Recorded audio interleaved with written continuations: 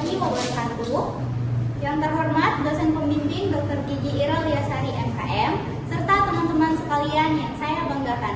Perkenalkan, nama saya Nabila Nur Safira Alia Putri dengan NIM PO 713 261 241 dan 024. Berdiri saya di sini untuk mempresentasikan proposal penelitian saya yang berjudul Gambaran Dysgeusia Ringan dan Perubahan Persepsi Rasa pada Individu Tanpa Temuan Klinis Gangguan Kesehatan Gigi dan Mulut.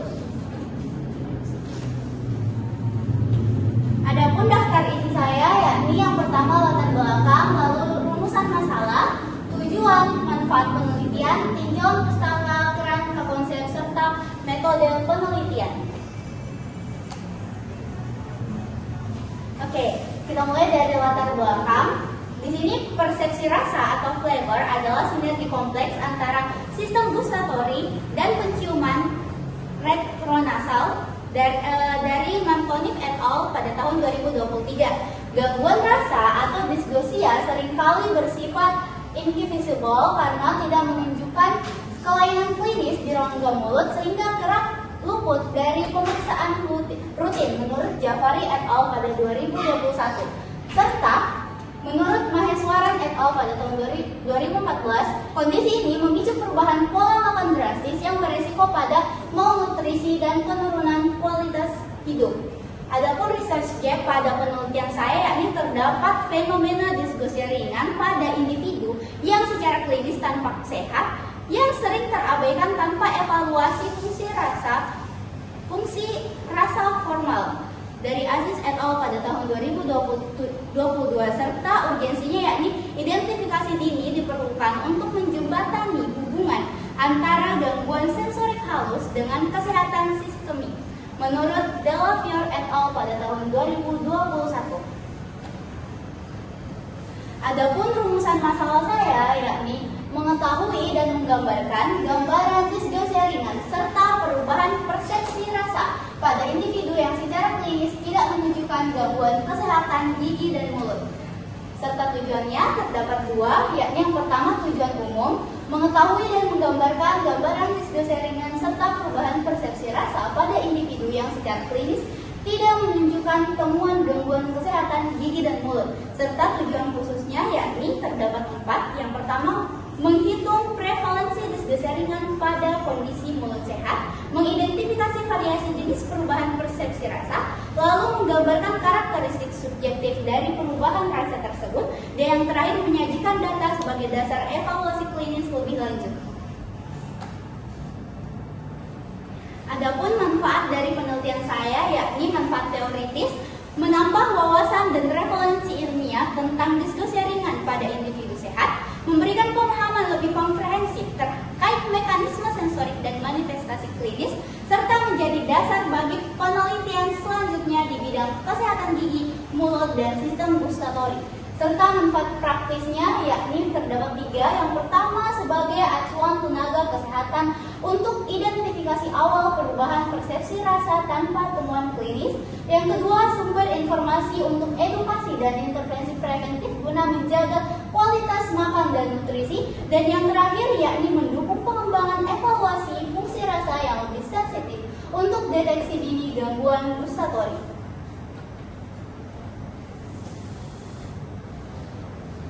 Oke, selanjutnya kita memasuki bab 2, yakni tinjauan pustaka. Persepsi rasa. Menurut Alves et al. Pada tahun 2024 menyatakan bahwa persepsi rasa merupakan komponen sensorik yang memiliki implikasi fisiologis dan fungsional. Sedangkan menurut Jafari et al. Pada tahun 2021 menyatakan bahwa persepsi rasa berkaitan erat dengan kemampuan sistem gustatori dalam mendeteksi, transduksi serta menginterpretasi stimulus kimiawi. Lanjut ke perubahan persepsi rasa.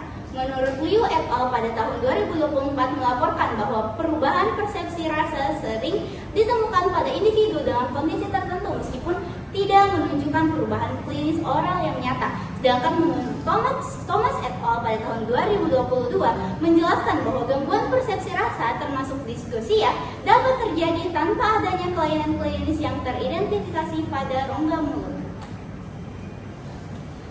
Lanjut, disgnosia sendiri yakni menurut Jafari et al. Pada tahun 2021 mendefinisikan disgnosia sebagai gangguan persepsi rasa yang ditandai oleh perubahan kualitas sensasi gustatorik. Disgnosia ringan menurut Zuhumel pada tahun 2022 menggambarkan bahwa perubahan kecil dalam persepsi rasa dapat mencerminkan gangguan gustatori ringan. Sedangkan menurut Jafari et al. Pada tahun 2021 menjelaskan bahwa disgnosia dapat muncul dalam derajat keparahan yang bervariasi, termasuk bentuk ringan yang seringkali sulit diketahui secara klinis.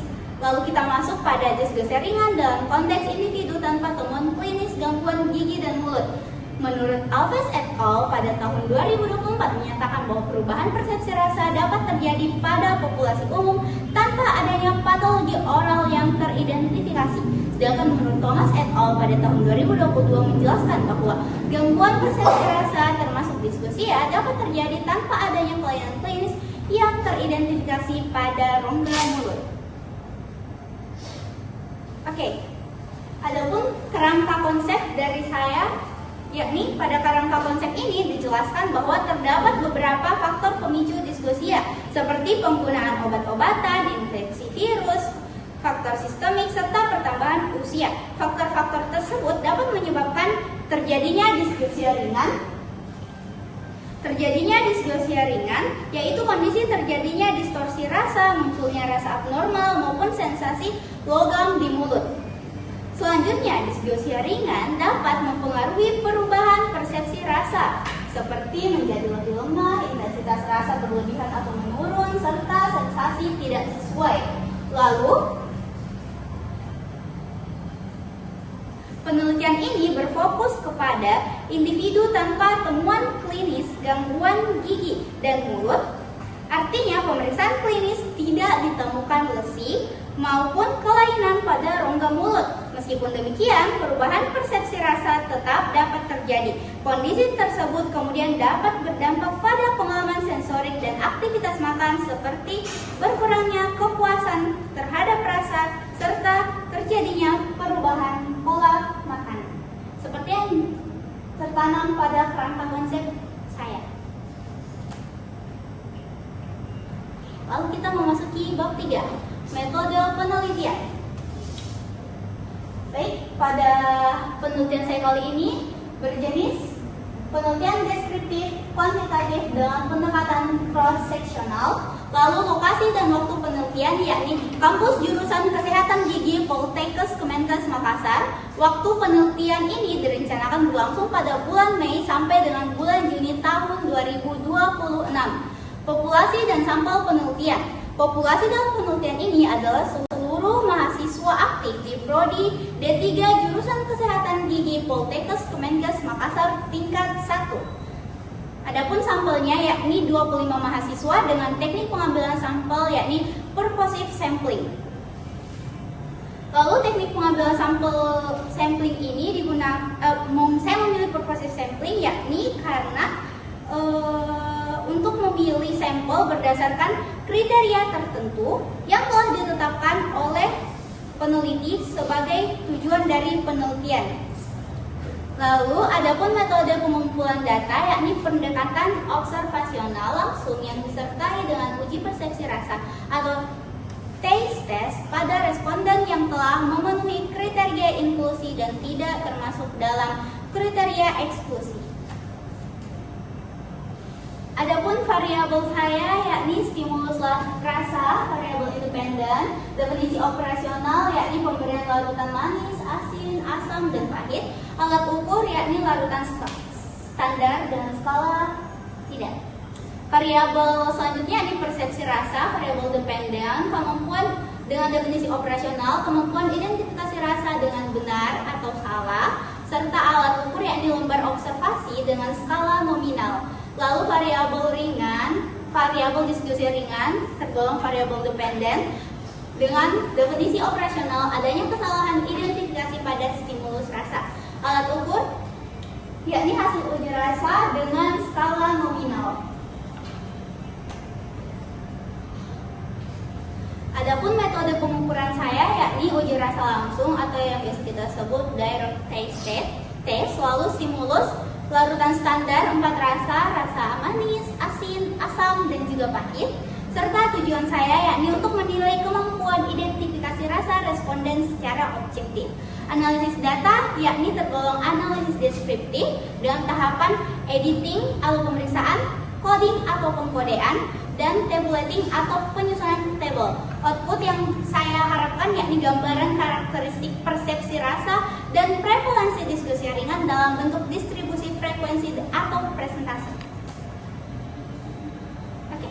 Hipotesis saya pada penelitian ini yakni penelitian ini menguji keberadaan perubahan persepsi rasa pada individu dengan kondisi mulut sehat. H0 yakni tidak terdapat perubahan persepsi rasa atau disgnosia ringan. Sedangkan H1 yakni terdapat perubahan persepsi rasa atau disgnosia ringan. Hipotesis ini merujuk pada teori Alia et al. Pada tahun 2021 bahwa fungsi pengecap tetap bisa berubah karena faktor fisiologis ataupun faktor eksternal meski tanpa kelainan klinis yang nyata. Sekian presentasi saya pada kali ini. Terima kasih kepada Dr. Gigi Iralyasari serta teman-teman sekalian yang telah mendengarkan. Akhir kata saya ucapkan Assalamualaikum warahmatullahi wabarakatuh.